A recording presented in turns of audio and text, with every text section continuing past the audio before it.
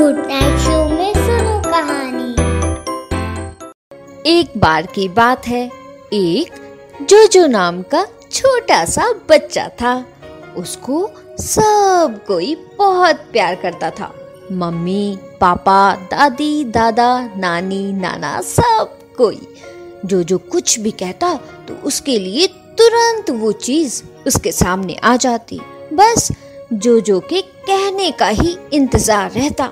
इस तरह से सब कोई जोजो के आगे पीछे भागता रहता। जोजो को घर में जितना प्यार मिलता उतना ही स्कूल में भी मिलता।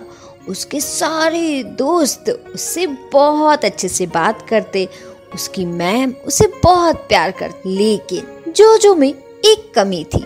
जोजो खाना नहीं खाना चाहता। जोजो जब सुबह स्कूल के लिए निकलता तो उसकी मम्मी पीछे से दूध लेके आती। जोजो दूध पी लो बेटा। लेकिन जोजो उसको तो ना दूध पीना और ना कुछ नाश्ता खाना। वो सिर्फ बहाना करके कि माँ मुझे भूख नहीं है कह के निकल जाता। उसकी माँ उसे टिफिन देती तो वो वहाँ पर अपने किसी दोस्त को खिला देता। इसी तरह जब वो स्कूल से वापस घर आता तो उसकी माँ खूब अच्छा खाना उसके लिए बना के रखती। लेकिन जोजो उस खाने को चुपके से जाकर एक डस्टबिन में डाल देता। रात होती, उसकी माँ फिर उसके लिए खूब अच्छा सा खाना बनाती कि मेरा जोजो बहुत अच्छे से खाएगा ये। लेकिन जोजो तो बेड के नीचे छुप जाता कि कहीं उसे ये खाना ना खाना पड़े। इस तरह से पूरा घर सिर्फ और सिर्फ जोजो के खाने को लेकर परेशान रहता कि जोजो किसी तरह से खाना खा ले। जोजो खाने में सिर्फ चिप्स,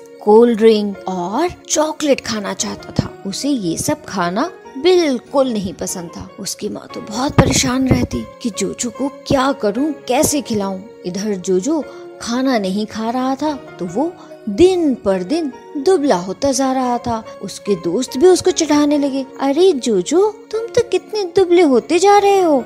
हवा की एक फूंक आएगी और तुम तो यूं उड़ जाओगे। अब जोजो को तो कुछ समझ नहीं आ रहा था कि वो इतना दुबला कैसे होता जा रहा है। और एक दिन अचानक से जोजो बिस्तर से उठ ही नहीं पा रहा था। उसकी माँ उसके पास आई और बोली, जोजो उठो, स्कूल जाने का टाइम हो गया है। लेकिन जोजो तो हो गया था कमजोर, तो वो कैसे जाता। तो वो बिस्तर पर बस सो रहा था। उसकी माँ को सब समझ में आ गया कि जोजो के अंदर अब ताकत ही नहीं बची है। इसको किसी न किसी तरह से खाना खिलाना पड़ेगा। जोजो सो रहा था। तभी जोजो अचानक से उठा और उसकी नजर खिड़की पर गई। उसने देखा कि कोई एक पेंगुइन खिड़की पर खड़ा है और उसके हाथ में बहुत सुंदर सा नाश्ता है। जोजो ने अपनी आंख मली, कहीं वो सपना तो नहीं देख रहा। उसकी खिड़की पर ये पेंगुइन कैसे आ सकता है। और आंख मलते मलते उसने दोबारा खिड़की की तरफ देखा तो देखा खाने की प्लेट तो थी मगर पेंगुइन वहाँ से गायब थी। जोजो गया और उसने उस प्लेट को लिया। उसमें ब्रेड, जैम, कटलेट, दूध, जूस ये सब रखा हुआ था। जोजो को तो भूख लगी थी। उसने जल्दी से सारा नाश्ता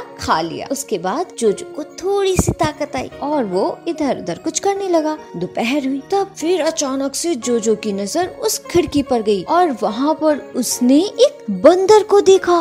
जोजो ने फिर अपनी आंख मली, कहीं वो सपना तो नहीं देख रहा या फिर उसकी खिड़की कोई जादुई खिड़की में बदल गई है। ये सोचते सोचते उसने जैसे ही अपनी आंख खोली, बंदर गायब और खाने की प्लेट फिर से खिड़की पर। जोजो फिर गया खिड़की के पास और उसने प्लेट उठाई। उसमें दाल, चावल, पनीर की सब्जी, रोटी, बहुत ही टेस्टी टेस्टी खाना था। जोजो को तो भूख लगी थी। जोजो ने जल्दी जल्दी खाना खाना चालू किया और उसे पूरा खत्म कर लिया। उसके बाद जोजो फिर खेलने में लग गया क्योंकि जोजो के पास फिर से थोड़ी ताकत आ गई थी। फिर रात हुई। अब जोजो इंतजार करने लगा कि चलो रात हो रही है, देखते हैं इस जादुई खिड़की में अब कौन आता है। और ये कहते हुए जोजो बस खिड़की की तरफ देखता जा रहा था। तभी अचानक उसे एक बड़ा सा हाथी दिखाई दिया।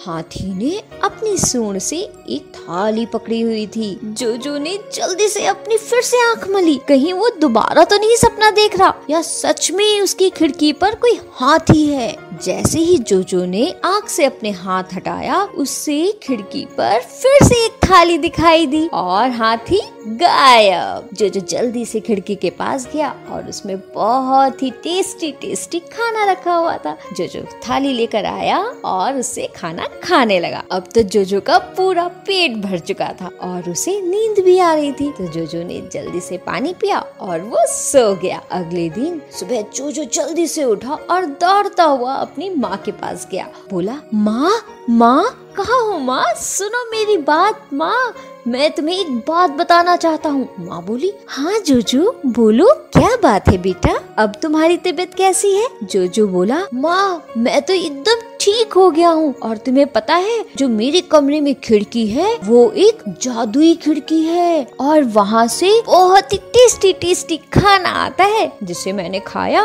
और मैं ठीक हो गया। माँ बोली, वाह जोजो, ये तो बहुत अच्छी बात है। और ये बोलते हुए जोजो को उसने गले लगा लिया। जोजो की नजर अचानक माँ के कमरे में पड़े अलमीरा में गई। वहाँ पर हाथी, पेंगुइन और बंदर के कपड़े रखे हुए थे। जोजो देखा और फिर उसने माँ की तरफ देखा। माँ! फिर जोजो और उसकी माँ दोनों मिलकर हंसने लगे। तो बच्चों, इस कहानी से हमें ये सीख मिलती है कि हमें जंक फूड से एकदम दूर रहना चाहिए और हेल्दी रहने के लिए घर का ही खाना खाना चाहिए। समझे?